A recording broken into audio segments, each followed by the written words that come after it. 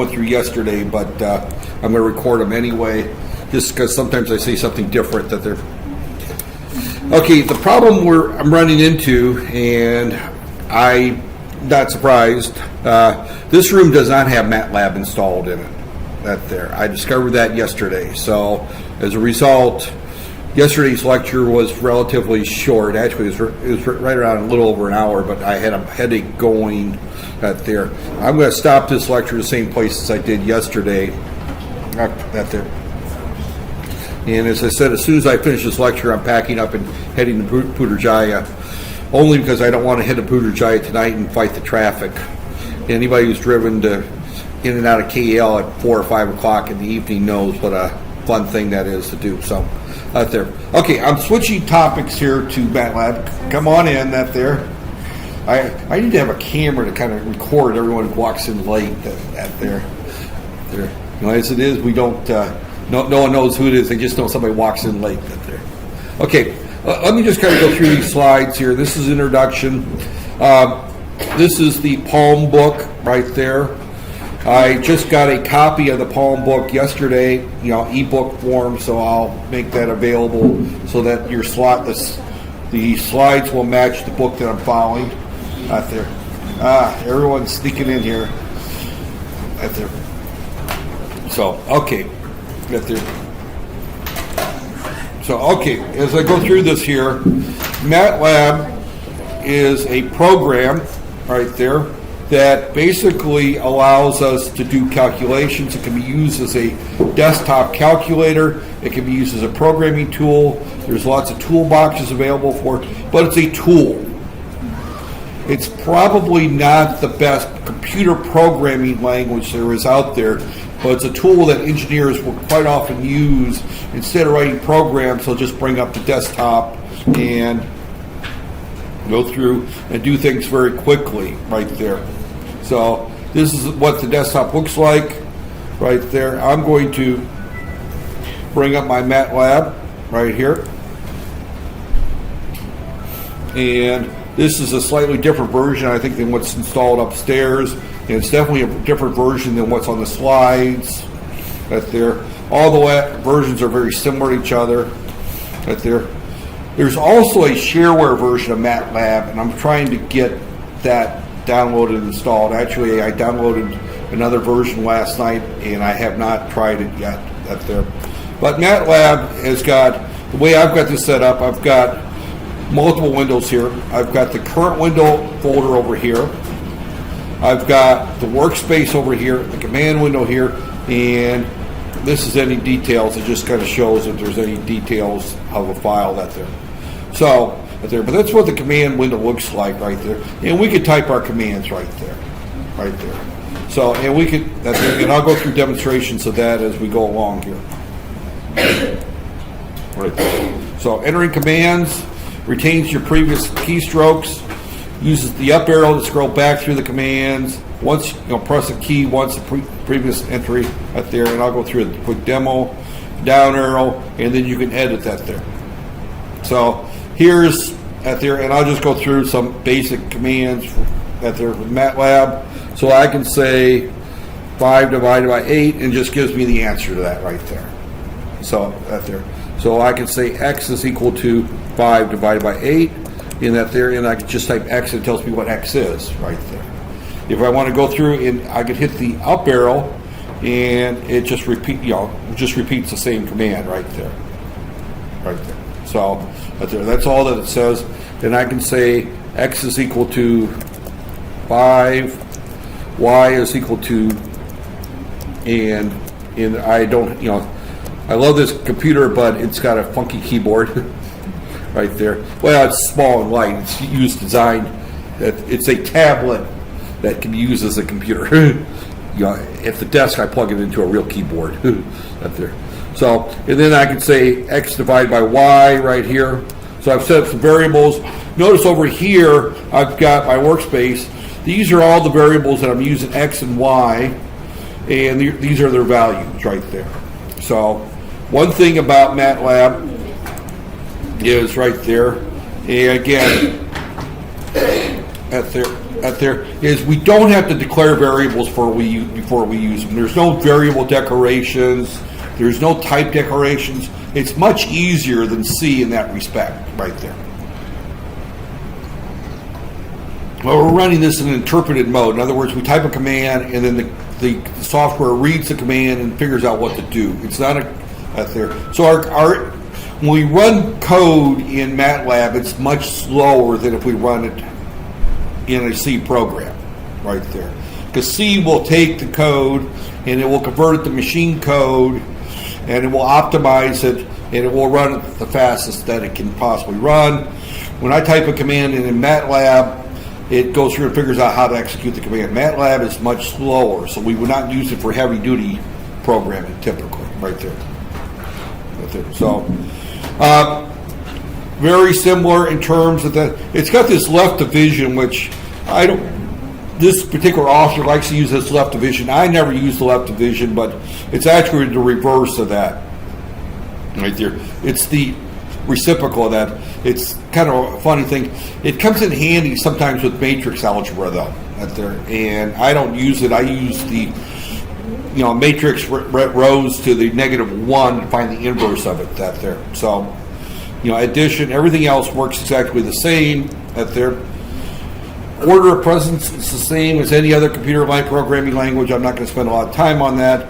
You start out with your parentheses being the innermost, then you do your exponents next, then you do multiplication, division, and then you do addition and subtraction right there. Same as any other programming language in terms of that there. So again, we went through that with C. It's right there. Again, what they're saying here, and I'll just go through and run some of these same examples right there, is that when we put parentheses in there, it does make a difference right there.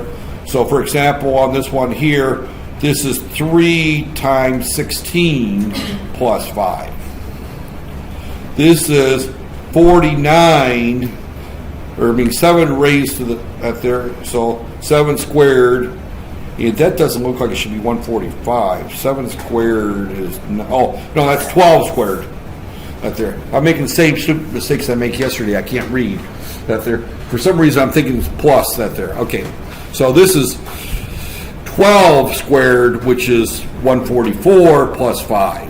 This is 4 squared, which is 16 times 3, right there, which is 48, right there, in which I had 5, so that gives me 53. So same thing with the previous page, right there.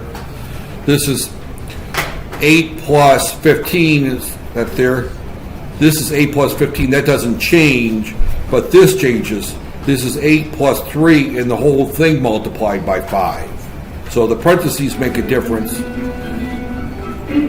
And I have no idea. He's missing an operand right here. Right there. He's missing something right there. I don't know where he gets this 3 from here, but this one here is definitely, this looks like an error here. Right there. I have tried keying it in. It may not be an error, but it sure looks like there's something missing between 4 to the 212. Right there. What happens if I put in 4 to the 212? That's 4 raised. 4 raised to the 212. Because that's a big number. Yeah, it gives you a big number right there. Yeah. Yeah. So that's 4.3323 times 10 to the 127th. That's a huge number right there. So if I go back to his slide right there, and his slide is 8 divided by 4 to that there. I don't know. This might be, yeah, that's an error. We'll just skip that part of the slide right there. That's just an error right there. So again, this is kind of an interesting one right here. This is 27 raised to the 1/3 power. Now the 1/3 power is the cube root right there. This is 27 raised to the 1 power, and the whole thing divided by 3. So the whole thing with this discussion is that if I put in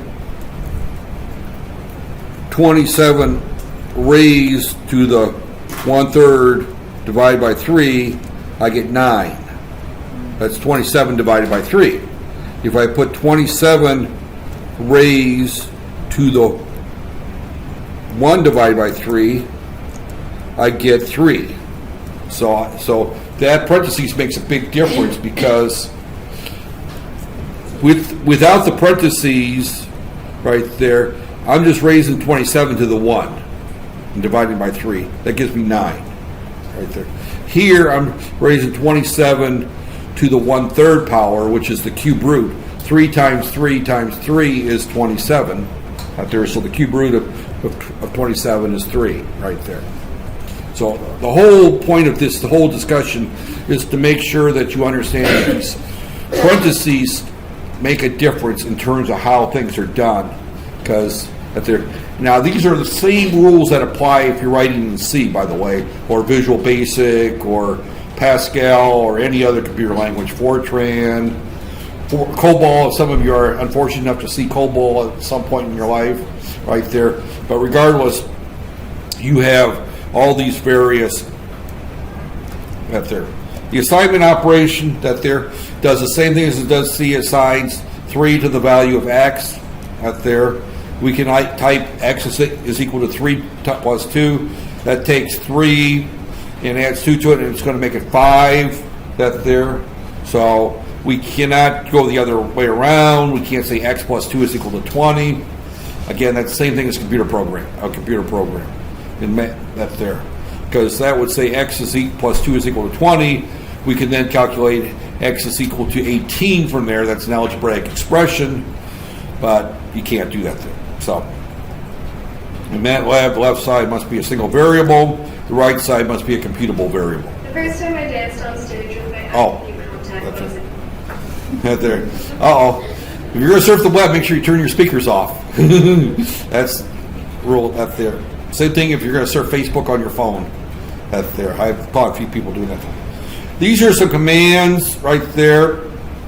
And basically, CLC and clear are the two that I use more than anything else right there. CLC just simply, and I hit my caps lock. CLC just simply clears the screen. Clear wipes out everything over the workspace right there. Just wipes out all variables out there. Now x is equal to 5 right there. Y is equal to 3 times x right there. Z is equal to 5 times y right there. And I can do clear x, and then only wipes out the x right there. So that there. Again, we're running this in what I call desktop mode or command window mode. Right there. We're not doing this in program mode, so some of this does make sense. Now, if I put x is equal to 5 right here, and then I turn right around and say x is equal to 20 right there, it just changes x right there. It doesn't recalculate y and z, so if I want to recalculate y, I have to come up here and say y is equal to 3 times that there, and then I have to come up here and say z is equal to 5 times y, and it recalculates right that there. So again, we're just running this in calculator mode right there.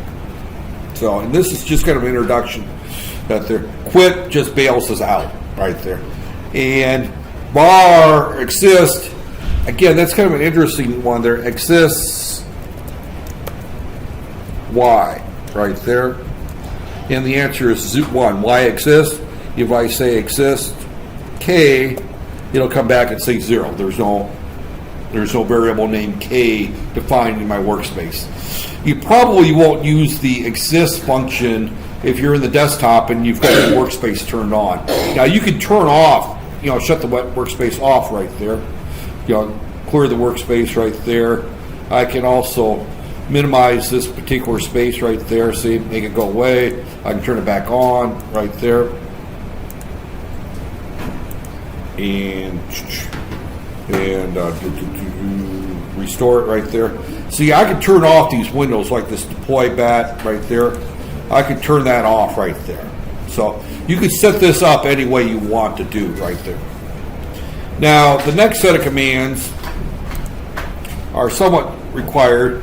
Whose and who and whose is not really at there. Now, colon generates an array having regular space that there. We'll talk about colon in a few minutes. Comma separates elements of an array that there, and semicolon that there suppresses printing. Also deletes a new row in an array that there. We'll look at some arrays later in the hour right there, and what's meant by an array right there. So that there, again, that there. Answer is a temporary variable. EPS defines accuracy of a floating point number. That there, we don't really worry too much about that. Infinity indicates an undefined numerical result. That there, pi, of course, is predefined right there. So I can just simply, if I type the word pi right there, it's going to be just come back with 3.141. You know, 3.14159, blah blah blah blah. This truncates it to 4 digits right there, or rounds it to 4 digits right there.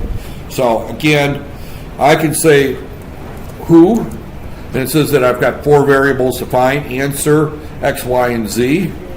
Whose, it tells me that these are all of class double, and there's 8 bytes defined for each of them right there. It doesn't tell me what their values are, but it gives it right there. So again, if we want to, if I say, for example, Z is equal to 5 times Y plus 6 times X, and I put a semicolon at the end of it, it doesn't print the answer right there. It just leaves that out there. Now, again, Z has changed here to 340. I can see what Z is equal to. Or if I just type Z and return, it tells me what Z is equal to right there. So, again, as we go through and look at that there. I, of course, is the imaginary right there. I can say that Z is equal to 3 plus, we'll say minus 50J, or J right there. And it just simply says that Z is now a complex number right there. And I can see the value of J by just saying absolute value of Z right there. And it says that it's 54 units long right there. You know, it's at there. If I say Z is, let's give it something 45 minus J45, and then if, right there, you know, now you're going to see that it's larger right there. But again, that doesn't give me the angle. We'll talk about angles later, but ABS is a built-in function that there. I'm just using the ABS just simply to show you that it is a complex number of the normal type that you're looking at. And you have had complex numbers, right? Right there. So, okay. Right there. Again, this is all meant as an introduction. That's it. So again, the complex number is entered as C is equal to, and again, that looks like a true mistake that their C1 is equal to 12I. That is not right. It should be minus I right there. The asterisk is not needed right there.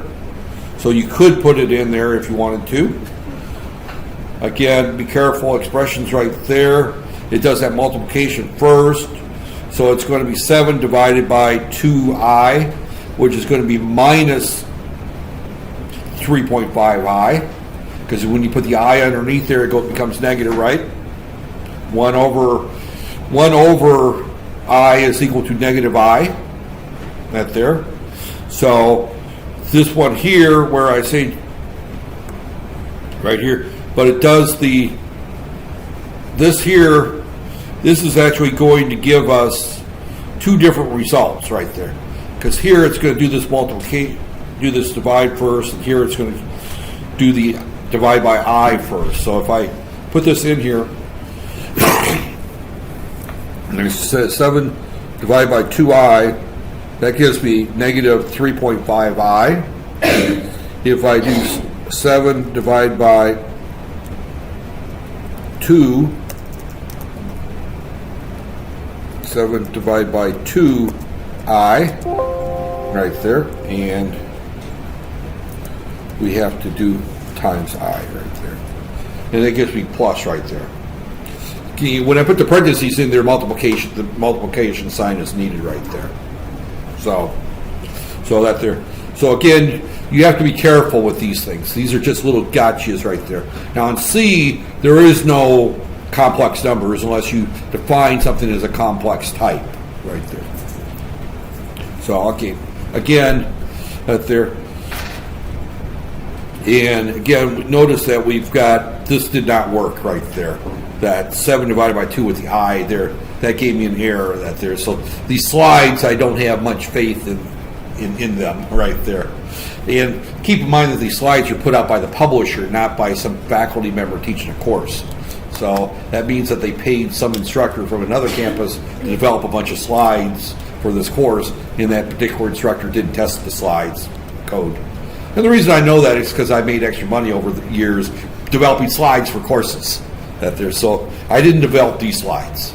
So I won't take credit for these slides, but I have developed slides for similar books over the years. So I know the process very well.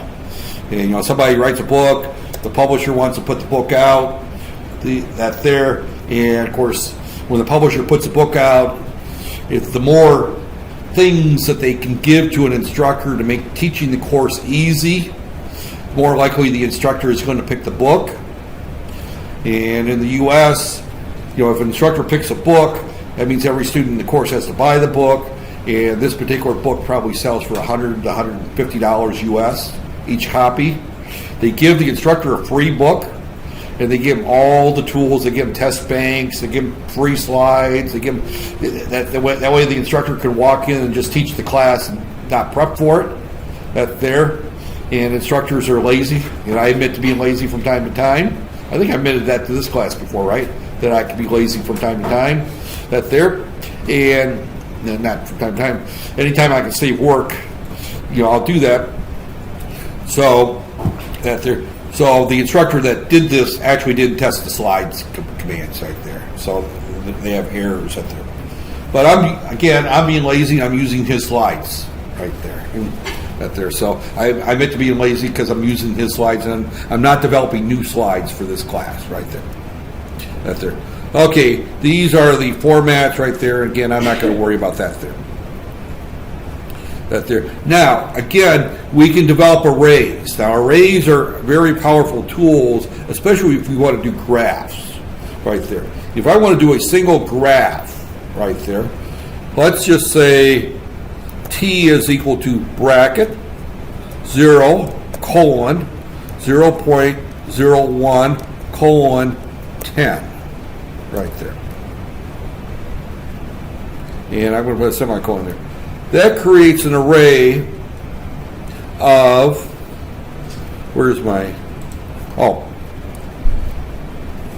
t. Where's t at? Okay, yeah, right here is t. Notice that t is 1 times 1,001 double. So there's 1,001 values of t, and I can look at t 500, for example, right there. And that's 4.999 right there. T 1001 is going to be 10. T0 is going to be 0. Or excuse me, 1. Right there, yeah. MATLAB, unlike C, starts their arrays at 1 instead of 0. C starts their arrays at 0, MATLAB starts them at 1. But it creates 1,001 different values of t. Now, let's say, for example, I want to plot between 0 and 2 pi the sign of a number. I can say t is equal to bracket 0, 0.01, bracket 2 times pi. Right there. Right there. So now I've got 629 values. So I've created from 0 to 2 pi. That's there. So if I look at T 629, And I'm sorry here, but 629. C uses brackets for arrays, subscripts. MATLAB uses parentheses. And I think you can see why, as I teach, I make lots of syntax errors because each language does it slightly different, right? And here we're running into a case that I'm at there. But see, that's 6.28. That's essentially pi, 2 pi, right? At there. So now I want to calculate the sine of that. So we're going to say x is equal to 5 times the sine of t, right there. So now that creates, x now becomes an array. It was a single variable, right there. So now I can plot time versus the 5 times the sine of time from 0 to 2 pi. I use a simple function called plot, and I'm going to plot t and x right there. And if it works right, I got a nice little plot right there. So plotting is very easy. Now I could do the same thing in Excel. You know, I could bring up Excel right here. Yeah, I think I've got Excel installed on this here. I know I put Visual Studio on here, but I probably, here's Excel.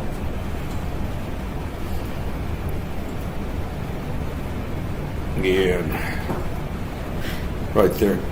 But it's a lot more work in Excel. Right there.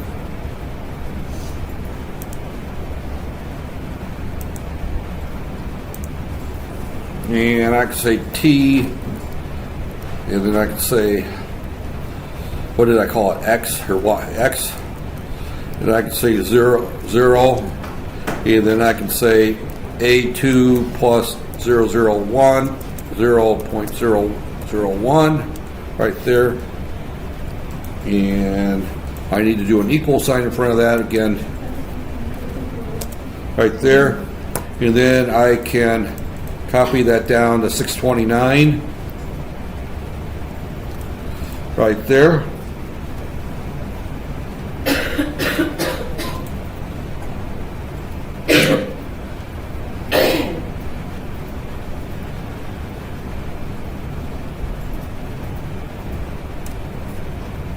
Right there. And actually I meant to, I screwed up. Copy.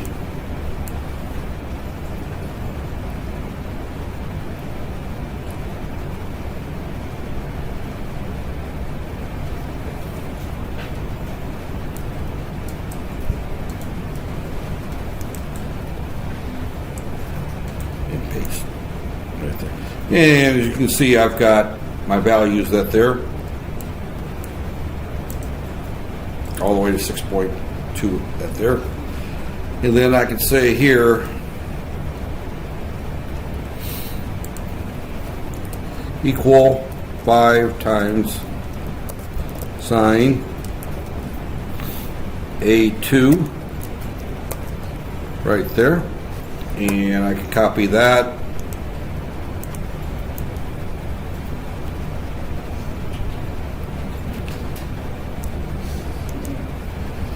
And paste. Right there. And then I could grab these two and I could set insert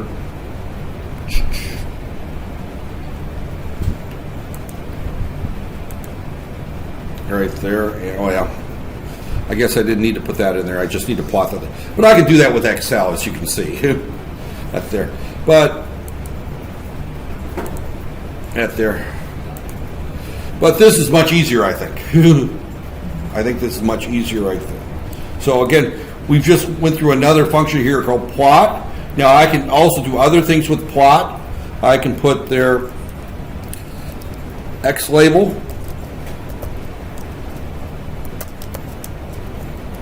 Time. Y label. 5 times sine t,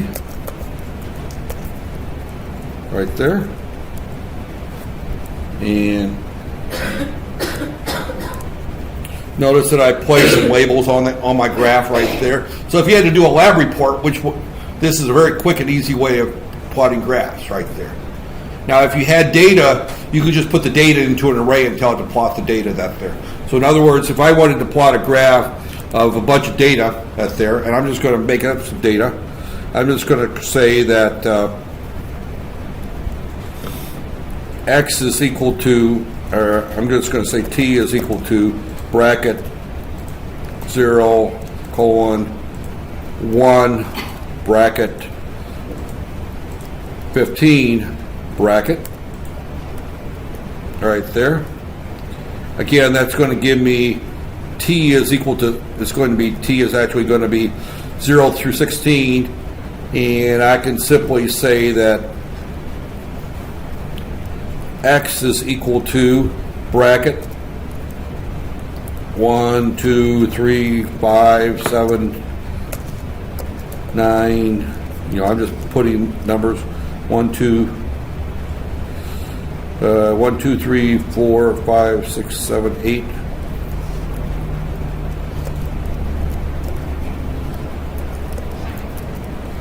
Right there, 1, 2, 3, 4, 5, 6, 7, 8, 9, 10, 11, 12, 13, 14, 15, 16. Right there. And I can say plot TX right there. And there's my plot of my data right there. So again, I've got I put in 16 values, and I just put in garbage numbers, and there I've got my plot. Or later on, we'll see how we can read the data from a file right there. But again, doing plots is very simple right there.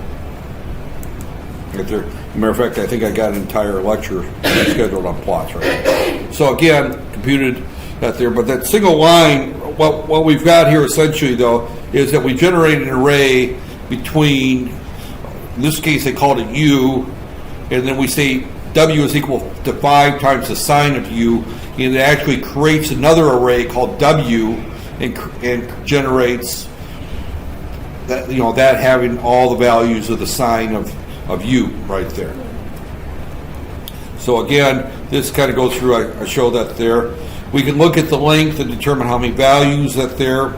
That's more useful for programming than it is for that there, but we can look at that there. So in other words, we can just go back here and we could say length x, and x is 16 values right there. So that's all that says right there. Another very powerful tool that is there's a function called roots. And roots is extremely powerful because roots allows us to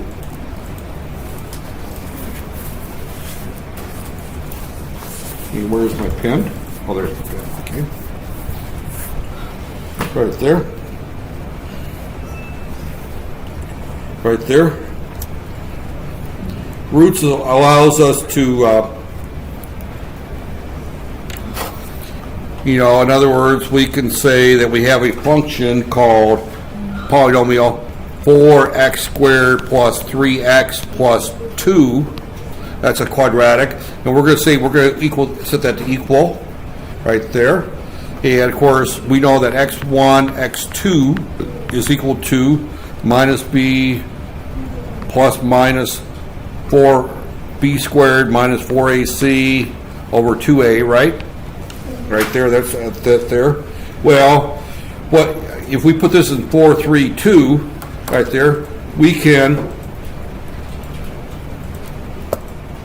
roots 4, 3, 2 bracket right here, and make sure I did something wrong there. Roots a. Oh, I got to define the array first. Okay. A is equal to 432, right there. A is equal to 432. There we go. Okay, and then roots A right there. And that calculates our two roots right there. Right there. So again, and we could do this into a much larger right there.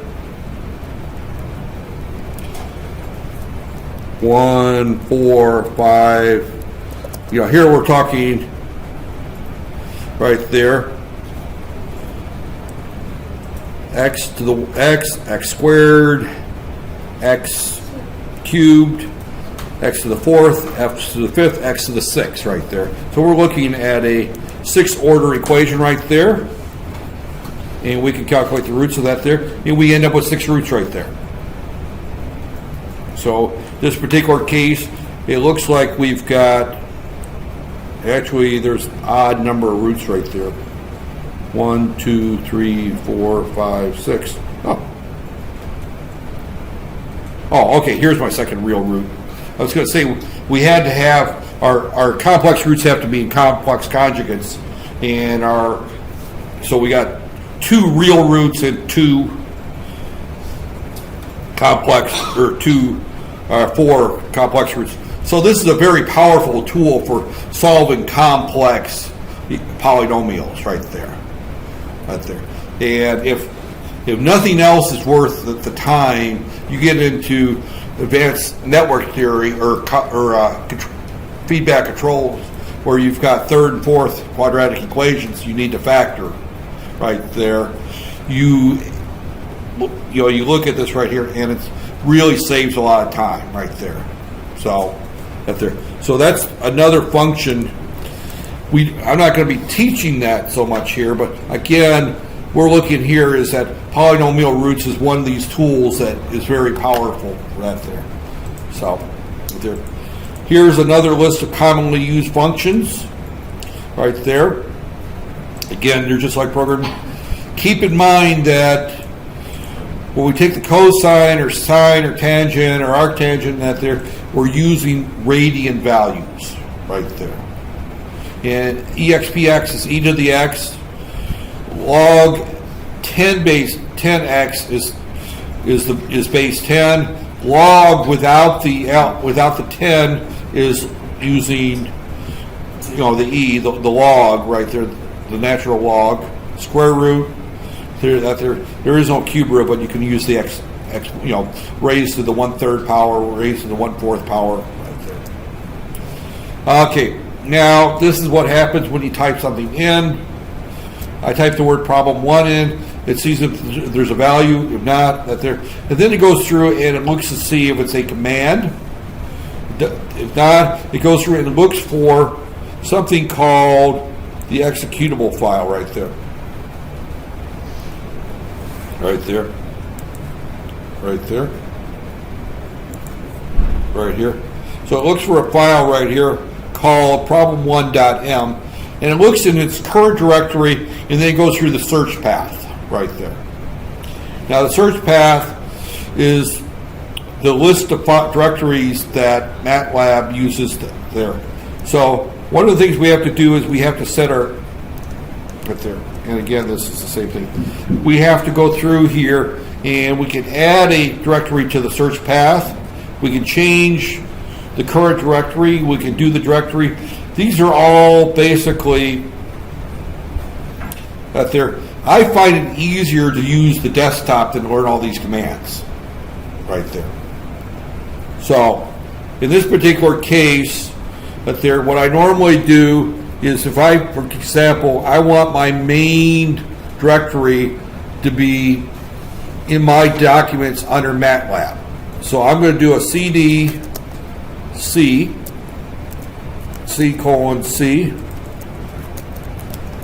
C, right there. And that changes me to the C directory at the root. Then I go to users, Iskanda, right there. And I can find my directory here called MATLAB, right there. There should be one called MATLAB there. Oh, it's under my documents, excuse me. Documents and MATLAB right there. And I just double click on that right there. And that's my current directory. So if I want to run this program, open this program, I have a file here called delay right there. So I can open this file. This happens to be a function that I wrote, and it just creates a, it just goes through and has these huge delays right there, and then it just writes that there. So I can call this function right here. So I can just call delay 5 right there. And it runs that particular program right there. Right there. So it calls that function right there. So again, I can call delay 100 right there. And it's just going to go through and it's going to print 0 through 100 right there. Now, as it turns out, this delay here, I've got, if I put a couple more zeros in it right there,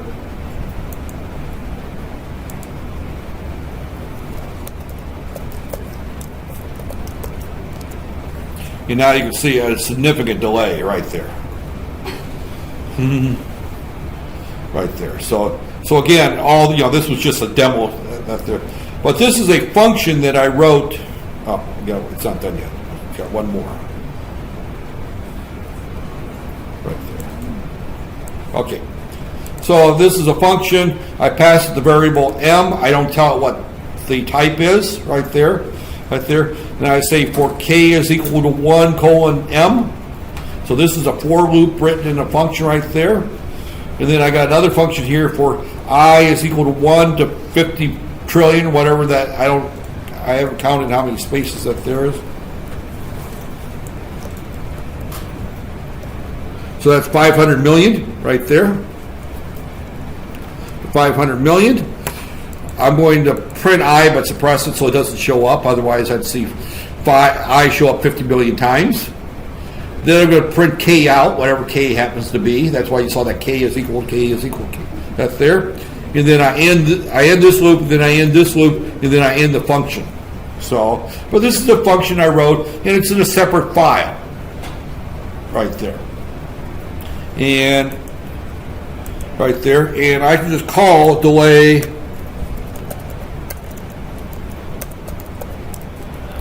right there, and it's going to run this particular one, and now it's going to be slow. I've just typed that there.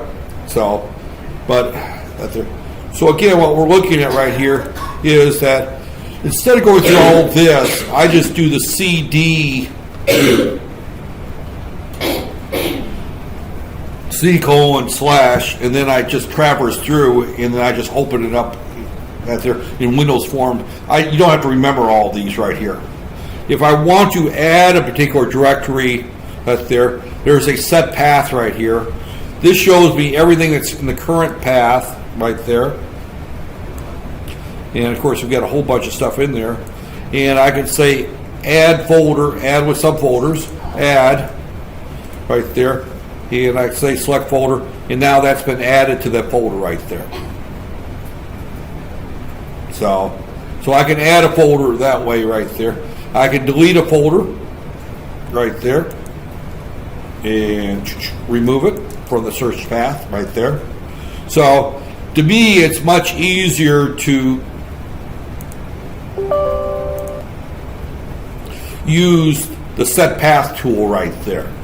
Now, as I think here, he's got a thing that they're path tool, and I don't know, path tool actually just brings that up that there. So again, I just usually just use this button right here right there. So, but as I said, his slides go back to an older version of MATLAB right there, introduction to MATLAB 7. So we're using MATLAB 2015. So who knows, that might have been 8 years ago, that version. We have no idea that there. So again, these are that there. You don't need to learn all these command tools that there. So that there. PWD shows the password, remove path, at their current working director. Again, I've already did this one there. So again, I show the X label and the Y label right there. We can also, I don't really use the grid. I do use put at there. So plot. We can also put title in there and grid right there. So okay, now let me just go through here and let's just talk a little bit about this particular situation. This is one of the most useful tools for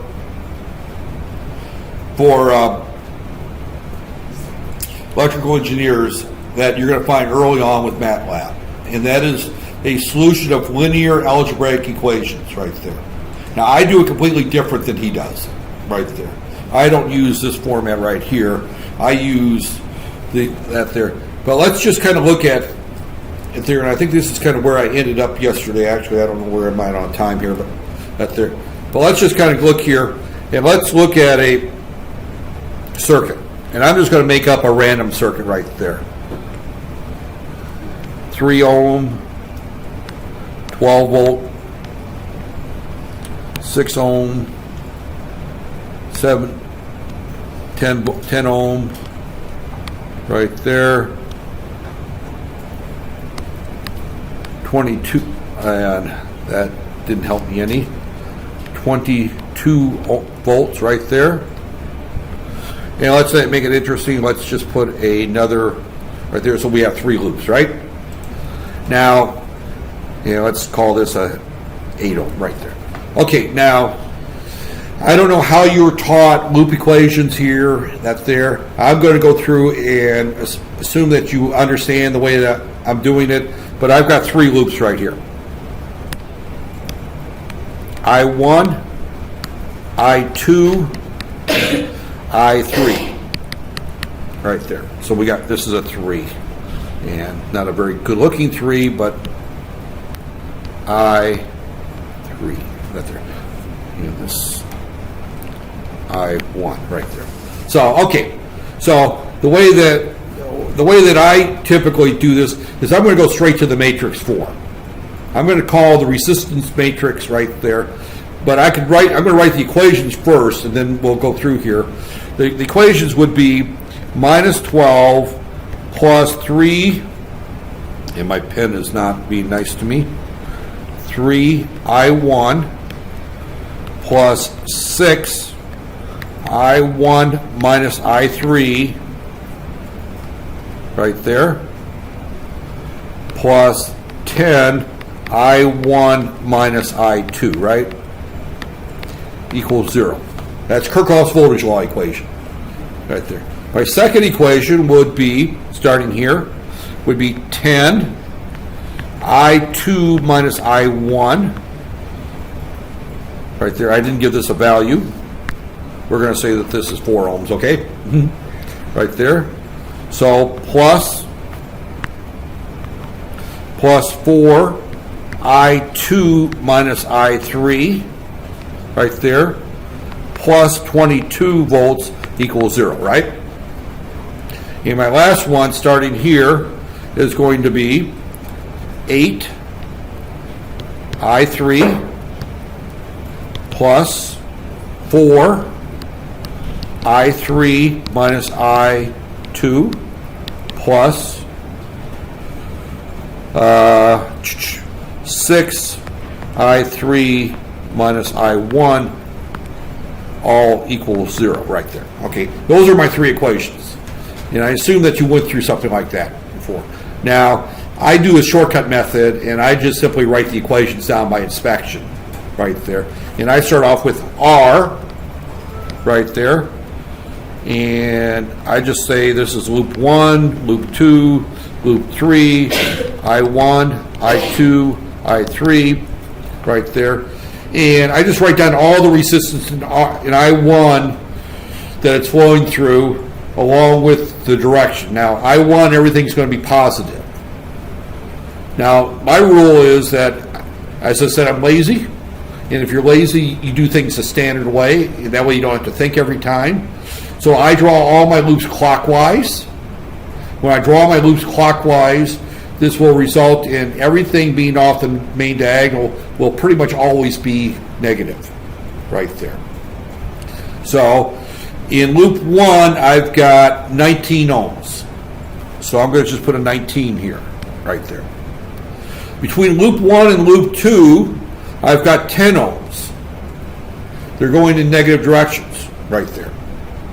Negative 10. And between loop 1 and loop 3, I've got 6, and they're going in opposite directions. So minus 6 right there. Now, since this is a passive resistive circuit, this matrix is symmetrical. So I can write minus 10, minus 6 right there. It's symmetrical. It's always going to be a symmetrical matrix right there. So in loop 2, I've got 14 ohms. And between loop 2 and 3, I've got 4, and again, they're going in opposite directions, right?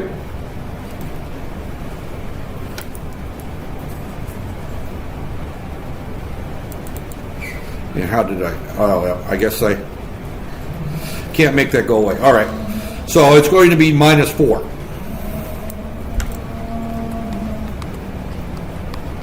And we'll wait for the outside.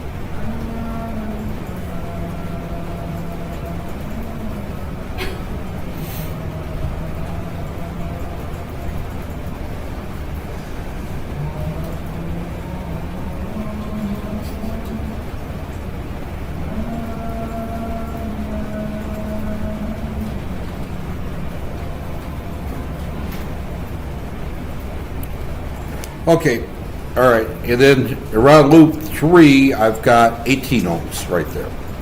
So right there, 18. And I'm going to say that's equal to R right there. That's my R matrix right there. Now, when I take over this here, this becomes plus 12 over here. When I take this here, that becomes minus 22 over here, right? So I just add up all the voltages using the sign in which it exits, not the sign in which it enters. So I'm going to turn right around here, and I'm going to say that V is equal to, in this particular case, 12 minus 22, 0, right there.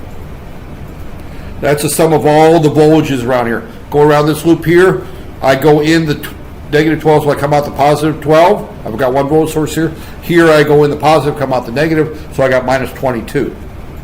So that's there. So if I was to write this in matrix notation, this would be 19 minus 10, minus 10, minus 6, 14, minus 4, minus 6, minus 4, 18, times I1, I2, I3 equals 12 minus 22, 0, right there. That's the matrix notation of this equation. This is the same thing as saying R times I is equal to V, right? Now, again, I don't know if this was covered in your basic courses, but this is the way we would handle this in a matrix form. Because when we multiply two matrices, so we'll come into this more detail, it's this column times this row. This column, and that gives us this value here. So my first row is 19I1 minus 10I2 minus 6I3 is equal to 12. Second row is going to give me minus 10I1 plus 14I2 minus 4I3 gives me negative 22. Minus 6I1 minus 4I2 plus 18I3 gives me 0. That there. So those take me back to if I was to simplify this top equation, put it in standard form. Standard form for an equation is going to be it's going to be everything times I1 in the first one, everything there. So if I've got that right there, and I've managed to touch my screen and cause this pin to disconnect right there. So if I was to take this first matrix and multiply it times r to the minus 1, I equals r to the minus 1 times v right there, what we end up with is these two drop out, right? A matrix times its inverse is going to be the identity matrix right there. So again, I'm making the assumption you've had some matrix algebra here. If you haven't, just bear with me and just accept that to be true, that r to the minus 1 times r is equal to I, which is the identity matrix. In this particular case, it's going to be 1, 0, 0, 0, 1, 0, 0, 0, 1. That's the identity matrix right there. So when we multiply two matrices together, and we could drop that out. So I can say I is equal to r to the minus 1 times v. So going back to my circuit, and this gets relatively hard right there, because I need to bring up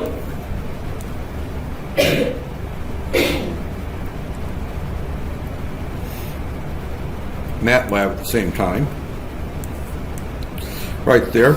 And if I do this here, let me just hide the workspace right here right there. In order to get more room, let me hide this here, minimize that there, so that I get the full screen there. And I can simply say R is equal to bracket 19 space negative 10 space negative 6 semicolon minus 10 14 minus 4 semicolon minus 6 space, and that's supposed to be minus 4, isn't it, right there? Minus 4 right there, minus 6 18, close that, and I'm missing one right there. Minus 6 minus 4 right there. Okay, so there's my R matrix. V is equal to bracket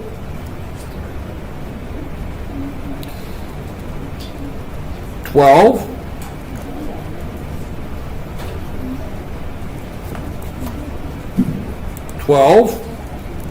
space minus 20 or semicolon minus 22 semicolon 0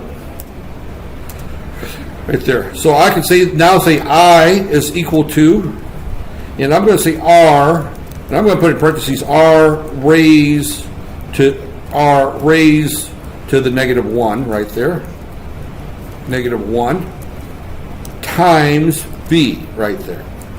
And there's my three currents right there. Now, if I didn't do it yesterday, so I won't do it now, but I could put this into PSpice very quickly. Matter of fact, let me just go ahead and do that right there. Let me look back at my original circuit, and let me just stick that into PSpice, if I got PSpice installed. If I don't have PSpice installed, I'm not going to install it right here. It doesn't look, no, it's under, what is P-Spice installed under?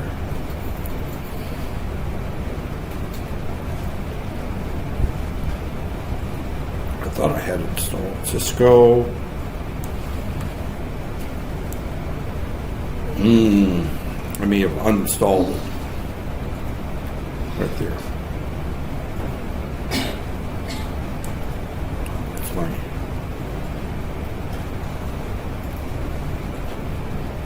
Octave, OneNote,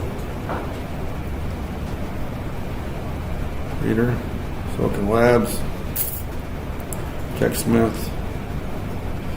It does not look like I've got P-Spice installed right there. Okay, well that tells me I need to get P-Spice installed. Right there. Silicon Labs. Because I can turn right around and show with P-Spice the simulation program. I don't think you use P-Spice here. You use Electronic Workbench. Right there.